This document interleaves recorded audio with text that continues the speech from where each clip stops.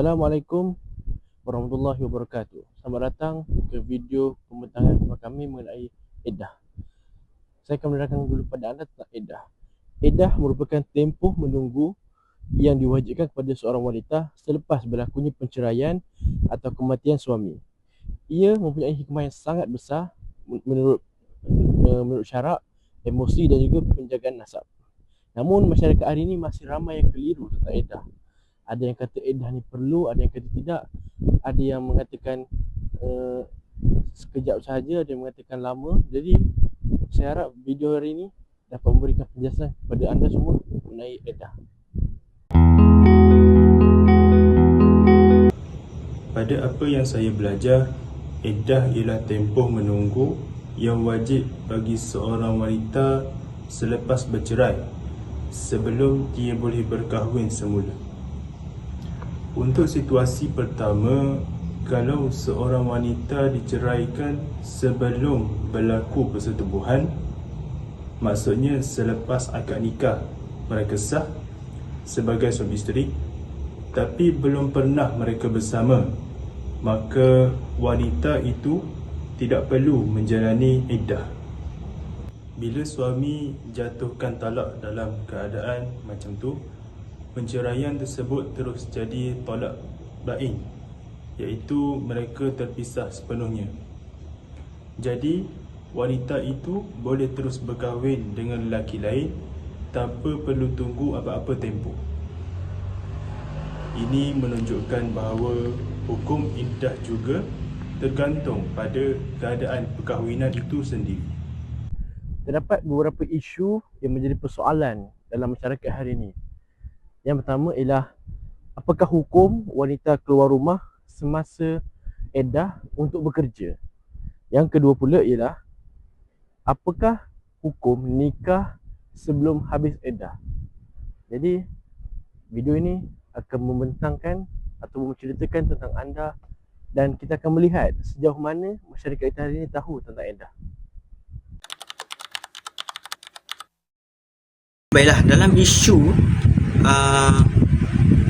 iddah cerai hidup ini, perkara pertama yang ingin kita lihat ialah jenis talak ataupun jenis cerai yang dijatuhkan ke atas seorang wanita itu. Baik, yang pertama sekali ialah talak raj'i. Talak raj'i ini ialah talak satu ataupun talak dua yang dijatuhkan ke atas si isteri, dan talak ini ialah talak yang boleh dirujuk oleh si bekas suami. Baik, dalam keadaan ini, kalau nak diikutkan status mereka ini, status pasangan ini masih lagi, orang kata hubungan mereka ini masih lagi dianggap sebagai isteri dan suami macam tu. Tapi cumanya ia daripada segi tanggungjawab nafkah, sebab dalam keadaan ini si suami ini masih lagi perlu memberikan nafkah dan juga tempat tinggal bagi si bekas isteri. Alright, so dalam keadaan ini, jikalau bekas isteri ingin bekerja, so bekas isteri ni wajib untuk meminta izin kepada si bekas suami untuk keluar bekerja. So makna kata di sini ialah dibolehkan, diharuskan untuk seorang bekas isteri dalam keadaan iddah ini untuk keluar bekerja. Okey, yang kedua ialah talak bain. Talak bain ini ialah talak tiga yang dijatuhkan ke atas si isteri dan ianya tidak boleh dirujuk semula. Baik. Bagi talak bain, kalau nak ikutkan hubungan suami dan isteri ini memang dah terputus sepenuhnya. Dalam masa yang sama, bekas suami tidak menafkahi si bekas isteri. Jadi di sini bekas isteri diharuskan, dibolehkan untuk keluar bekerja untuk kelangsungan hidup dan juga untuk mengelakkan daripada dipecat, kerana mungkin itu saja tempat punca pendapatan bagi si bekas isteri ini. Baik, pada waktu itu saya ingat saya ingin menjelaskan sedikit tentang syarat ataupun batasan ketika mana si isteri ini yang dalam keadaan iddah ingin keluar bekerja. Antara syarat-syarat untuk seorang wanita yang dalam keadaan iddah keluar bekerja ialah wanita tersebut perlu menutupi aurat dengan sempurna, mengikut syarak, dan kemudiannya juga tidak boleh berhias secara berlebihan. Okey. Dan akhir sekali wajib untuk bermalam di rumah sajalah. Tak boleh keluar pergi singgah mana-mana. Selesai saja urusan di pejabat atau sebagainya, terus pulang ke rumah. Okey, secara rangkumannya saya boleh katakan ialah talak raj'i, talak yang boleh dirujuk tadi, harus dibolehkan untuk keluar bekerja, namun wajib dengan keizinan bekas suami tadi. Kemudian talak bain, talak yang tidak boleh dirujuk, juga harus diperbolehkan untuk keluar bekerja sebab atas faktor keperluan tadi, untuk mencari nafkah dan untuk mengelakkan daripada kena pecat. Dan syarat dia ialah wajib untuk menjaga aurat dan juga jangan berhias secara berlebihan, dan juga wajib untuk pulang terus ke rumah selesai saja urusan, jangan singgah ke tempat lain lah. So Allah SWT berfirman dalam surah At-Talaq ayat 1 yang bermaksud, janganlah kamu mengeluarkan mereka dari rumah-rumah mereka dan janganlah pula mereka keluar. Ayat ini sebenarnya menjelaskan bahawa wanita yang sedang iddah dia kena stay dalam rumah. Okey. Manakala ada hadis daripada Jabir bin Abdullah radhiyallahu anha, Rasulullah sallallahu alaihi wasallam pernah bersabda kepada seorang wanita yang diceraikan apabila beliau ingin keluar memetik buah tamar, yang membawa maksud, ya, keluarlah dan petiklah buah tamarmu, mudah-mudahan engkau dapat bersedekah atau melakukan kebaikan. Hadis riwayat Muslim.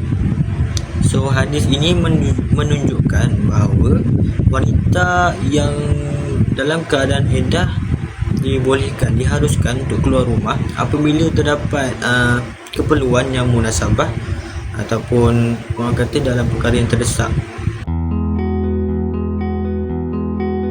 Berdasarkan yang saya tahu pula, bagi wanita yang masih mengalami haid, tempoh iddah dia dikira berdasarkan 3 kali suci.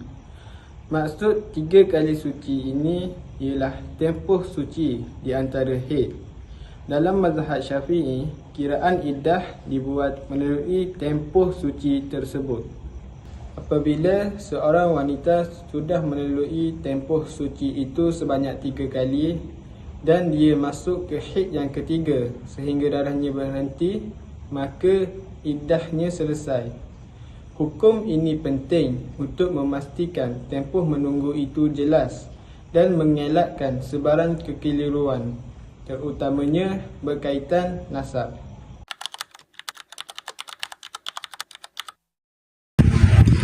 Okey, baik. Jadi kalau nak ikutkan, memang ada masyarakat yang jenis masih lagi belum memahami dengan lebih mendalam tentang perkara iddah ini. Okey, belum lagi sempat iddah itu untuk selesai, untuk tamat dia pun, tapi sudah ingin, orang kata apa, nak kahwin, nak nikah. Baik. Di sini sudah tentu hukum ni lah haram, dah jelas dah haram untuk perkahwinan itu dilaksanakan.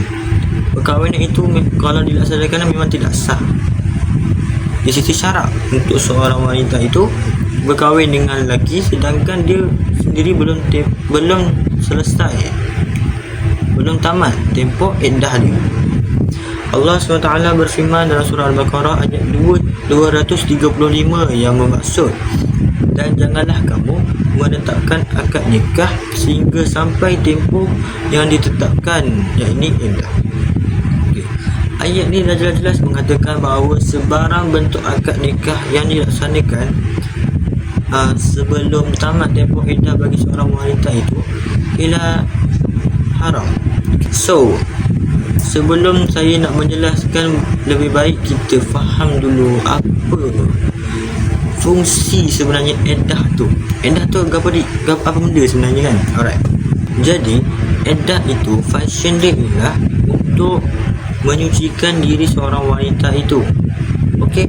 So, kalau kita faham, okey, satu pasangan yang baru saja berkahwin, okey, mereka berkahwin dan katakan mereka sudah berkahwin lebih kurang berapa tahun dah kemudian, okey, sudah tentu mereka akan bersetubuh bersama lah kan. Andai kata mereka bercerai, jadi tempoh iddah itu perlu dilaksanakan supaya apa? Supaya dapat menyucikan badan wanita itu. Sucikan dari apa?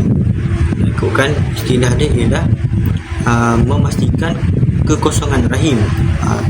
Okey, untuk memastikan kekosongan rahim wanita itu daripada apa? Daripada benih suami, benih bekas suami lah, sebab dah cerai kan. Baik. Jadi iddah ini perlu dilaksanakan supaya apa? Supaya dapat tadi mengosongkan, memastikan kekosongan rahim dan juga dapat mengelakkan daripada kekeliruan.